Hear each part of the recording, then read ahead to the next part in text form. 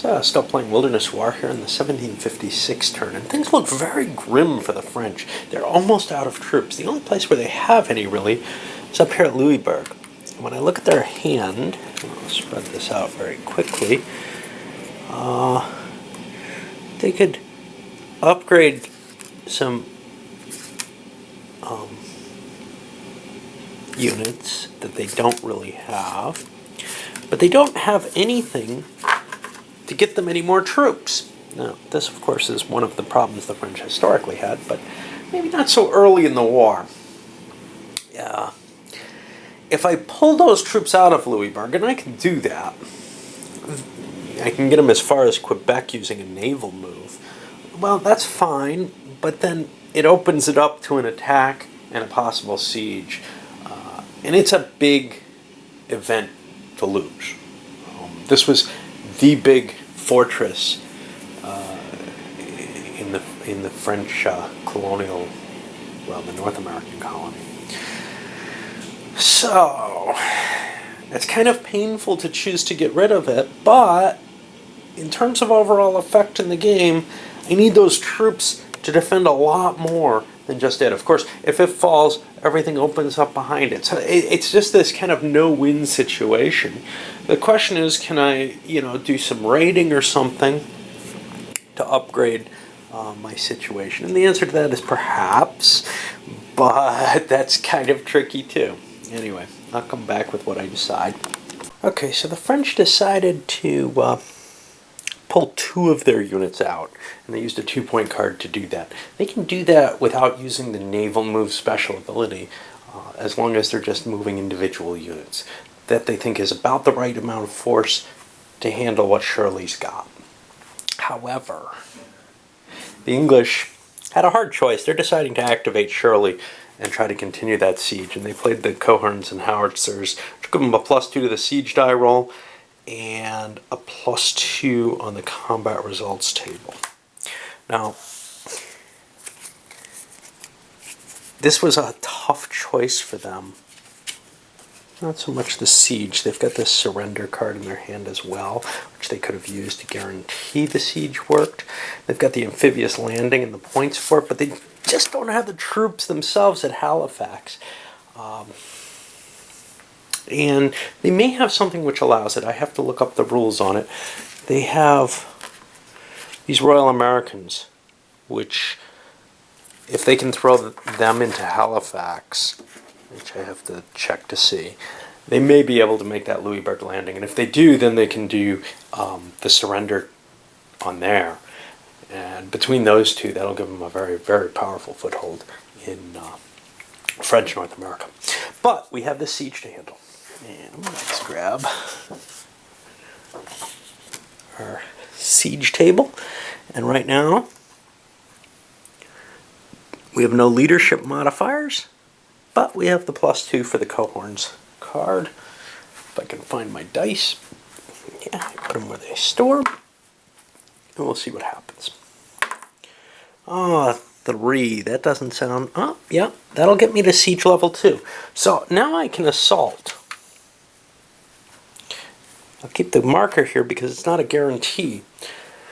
And in my assault, I have a +2 as well, which is kind of cool. So we count our troops, and I've only got 4 points, whereas the French have 1. We have no leader bonuses. So let's see what we got here. Okay, 4 points puts us here with a shift against at +2, and 1 will put the French here. And they don't get any advantage. Now our +2 is 4, so we do a hit, and the French don't do any. Is that a victory? I don't know. Look at the siege rules, and yes, I've probably told you already, but it's very hard for me to remember these things. So, when is the siege successful?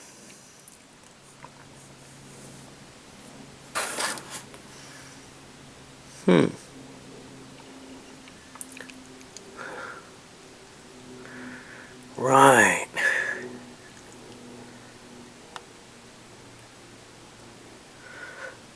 Assault, winner and loser. The attacker must cause a higher enemy step loss to win. Okay, what happens? The fortress is captured intact. A fort is replaced with an under construction marker. We have a fort of the attacker's nationality to represent damage. Units and leaders inside are eliminated. Remove the siege marker and award 2 victory points for a fort. Wow, that's more than I thought. Okay, so this goes down. We're going to get... This is going to go away. We're going to get us an English under construction fort. It costs them 1 activation point to do something, you know, to repair that. And what else? Who is this? This is Vaudreuil, who is here. And this stuff all goes away. Out of play. Along with Montcalm. We're losing a lot of French here. And, you know, what I've heard is the long game is unbalanced in the sense that the French can't win it. But I don't think it's supposed to be unbalanced at this early stage.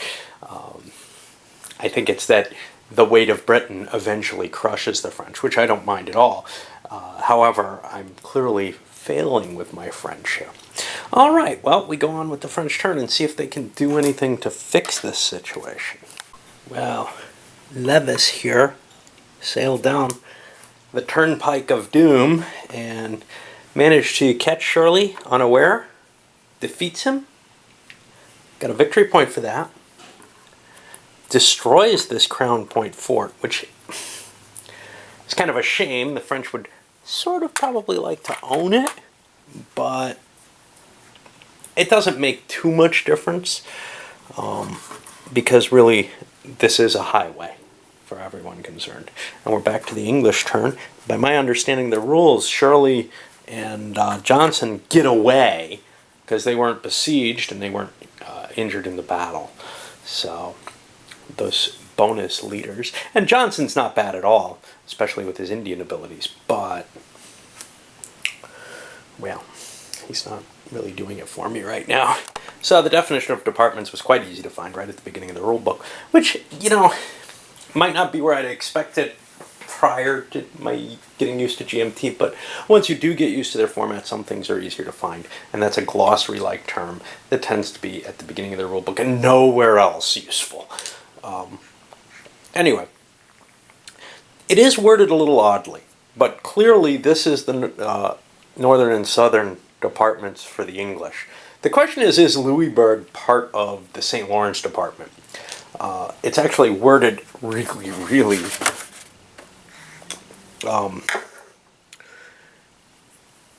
poorly.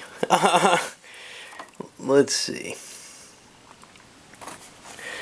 All cultivated spaces except the holding boxes of Louisberg and Halifax are in one of 3 departments. Great, that's it, right?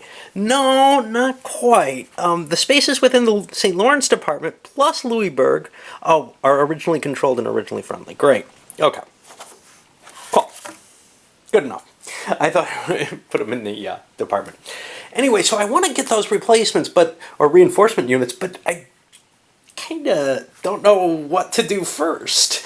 You know, my leaders can probably withdraw on their own if they're attacked. So now, maybe the most important thing is to build up an army at Albany and then get a commander assigned to it. Actually, they come with a leader, as long as there's one available, and there was exactly one. Webb was sitting in the box. I also have Loudon, but I can't bring him into play because I've got already 2 commanding leaders on the board. Well, what I ended up doing, the French ended up bringing down an auxiliary to increase their odds if they're fighting. And the English marched up and attacked, and you can see the French were able to pull back and get away. There's a stockade here, which perhaps they probably want to keep it, but they're in trouble. There's a bigger force than they can handle. But at least they'll, well, maybe be able to hold Montreal if they're not outnumbered. They don't have a way to get more troops. This is what they've got. You know, they got one more regular here they could pull out. But it's just really, really ugly for them. Wow, I kind of screwed up with the English, but let's see what's going on here. First of all, I spent a point to move Shirley up. I've been doing some raiding with the French. They moved here. Another big 3-point card, and they also positioned themselves. They made raiding incursions here. Now that's 3 of 6 sort of raid points that they have. They can move here. One got intercepted and defeated in a battle. But then I noticed there's stockades here, just open. I can just walk up and take them. 1, 2, 3, 4. That's 2 quick victory points from nowhere. That's ugly. That's bad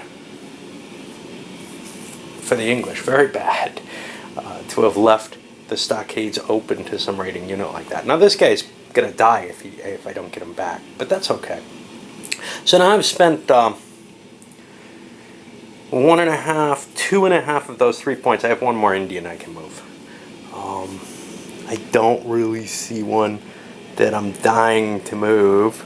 It's in a position to just grab something, but I've got, you know, ones who can get themselves into a mountain and make another raid.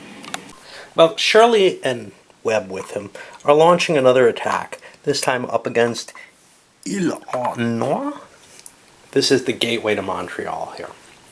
If they win this, or if the French withdraw, they get a victory point for burning the stockade. The stockade's actually easier to defend than the fortress, which I find a little strange. One would think that there would be a bonus for fortresses, to tell you the truth. But the French are going to stand and fight. And one of the reasons they're going to stand and fight, although they're not outnumbered, is, in case we saw, they have a Fieldworks card. This gives them a shift in their favor, and the English don't have the ability to play a follow-up on that. So what actually happens is one of these little fieldwork markers shows up there. As long as the French are there, they get to keep it. If I can find one. Okay, well there are some somewhere. Here they are. And the French have that little advantage. They have that in addition, I suppose, to the stockade, which seems a little odd too. So they're going to have, what, a column shift in their favor and a -1 for the stockade. Well, let's see what this battle works out as. I don't believe the English have anything they can use against it. So, we'll just take a look. The English have 16 points, though. But the French have yet another advantage. They have some irregulars here. So they have 4, 5, 6, 7, 8, 9 points. The English have 16. The English get a column shift against them, and they get -2 because of only regulars fighting against provincials, and because of the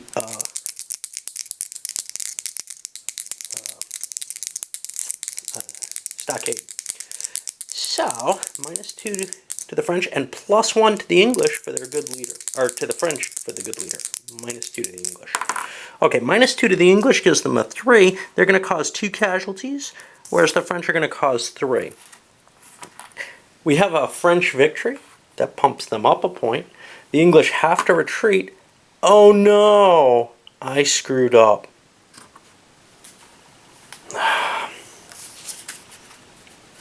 I'm going to cheat. They had a point. They could have built a stockade before they launched that attack. And I'll look at what the French were going to do, and I'm going to make up for that. Would that be allowable in any kind of competitive play? Of course not. Well, maybe, maybe not. The first time that I played this, we kind of actually fudged a little bit, just like this, because, wow, you can't have all this be destroyed just because of that. It's just not being used to the system. Now, because this is a particularly unforgiving system. It's kind of cool that this happened. I'm going to try to figure out what the French would have done after that stockade was built and see if I can fix this. Well, I could, and I did some raiding that didn't turn out doing anything except lost some more Indians, but just trying to see what I can do to fix the situation. Okay, so let's take a look. The French take 2 casualties. I'm going to take them on my weak units because, well, it doesn't really cost me less. But now the English fall back. The French have a very strong position there. That's going to be hard to undo. That's probably stronger than a fortress, actually.